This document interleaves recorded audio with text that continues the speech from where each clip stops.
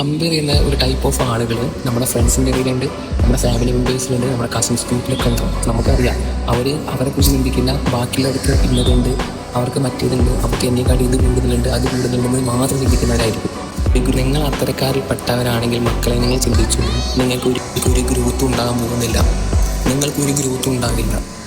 നിങ്ങൾ ബാക്കിയുള്ളവരുടെ സാഹചര്യം വേറെയാണ്, ബാക്കിയുള്ളവരുടെ ടൈമിങ് വേറെയാണ്, ബാക്കിയുള്ളവരുടെ ഫോക്കസിങ് വേറെയാണ്. അപ്പോൾ അവർക്ക് അതിനനുസരിച്ച് ബെനിഫിറ്റ് ഉണ്ടാവും. നിങ്ങളുടെ ഫോക്കസിങ് അവരുമായിട്ട് കമ്പയർ ചെയ്യുമ്പോൾ ഒരിക്കലും ചേർന്ന് പോകുന്നില്ല, അത് നികത്താൻ പറ്റുമില്ല. അപ്പോൾ പറഞ്ഞു വരുന്നത്, നിങ്ങൾ എന്ന് മുതൽ നിങ്ങളെക്കുറിച്ച് ചിന്തിക്കുന്നു, അതായത് ഇന്നലെ ഇരുന്ന ഞാനാണോ ഇന്ന് എനിക്ക് എത്രത്തോളം ഗ്രോത്ത് ഉണ്ടായെന്ന് നിങ്ങൾ എന്ന് ചിന്തിച്ചു തുടങ്ങുന്നോ, അന്ന് നിങ്ങൾക്ക് സന്തോഷം തുടങ്ങും. അന്ന് നിങ്ങൾക്ക് നിങ്ങളുടെ ആത്മവിശ്വാസം കൂടും. അന്ന് നിങ്ങൾക്ക് നിങ്ങളുടെ ലക്ഷ്യം, അതായത് നമ്മൾ എന്താണ് ഉദ്ദേശിക്കുന്നത് ആ ലക്ഷ്യത്തിലേക്ക് എത്താനുള്ള വഴി തുറക്കും.